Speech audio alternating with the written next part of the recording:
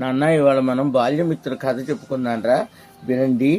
స్నేహం యొక్క గొప్పతనాన్ని నుంచి స్నేహితుల వల్ల కలిగే ప్రయోజనాల గురించి చెప్పుకోవటమే ఈ కథ యొక్క ముఖ్య ఉద్దేశ్యము.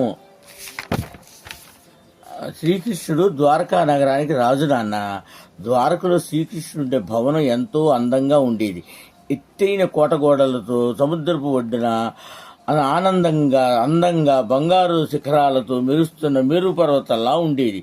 ఆ నగరంలో అంతా చదువుకున్న వాళ్లే, పేదవాళ్ళు కూడా ఎవరు ఒక్కళ్ళు కూడా లేరా నాన్న. శ్రీకృష్ణుడి ఇంట్లో ఎప్పుడు చదువుకున్న వాళ్లకు, బుద్ధిమంతులకు, పండితులకు మర్యాదలు జరుగుతూ ఉండేవిరా పిల్లలు. ద్వారకా నగరానికి చాలా దూరంలో ఒక చిన్న పల్లెటూరులో సుధాముడు అనే పండితుడు ఉండేవాడు.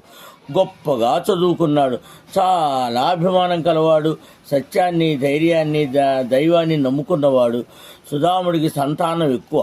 వాళ్ళను పోషించడం అతనికి కష్టతరమైనది. ఆకలికి అలమటుతున్న పిల్లలకి, భార్యకు అన్నం ఎలా పెట్టాలో తెలియక బాధపడుతున్నాడు. ఒకరోజు సుధాముని ఇళ్ళకి మెరుపు లాంటి ఒక ఉపాయం తట్టిండ్రా పిల్లలు. ఒక ఆలోచన వచ్చింది అన్నట్టు అతనికి. అతనితో ఏమన్నదంటే, స్వామి, కృష్ణుడు మీరు కలిసి చిన్నప్పుడు శాంతిని వద్ద చదువుకున్నారు కదా. ఇప్పుడు కృష్ణుడు రాజు. ఆయన తలుచుకుంటే ఏదైనా సహాయం చేయగలడు. ఒకసారి వెళ్ళి దర్శించుకుంటే తప్ప ఏంటి అని అడిగిందిరా నాన్న. అప్పుడు సుధాముడు, నిజమే, కానీ నేను ఈ స్థితిలో పోయి అతన్ని కలుసుకోవడం నాకెందుకు బాగా అనిపించటం లేదు. అతన్ని చూస్తే చాలా కాలమైంది. మా అంతస్తుల్లో కూడా తేడా ఉంది.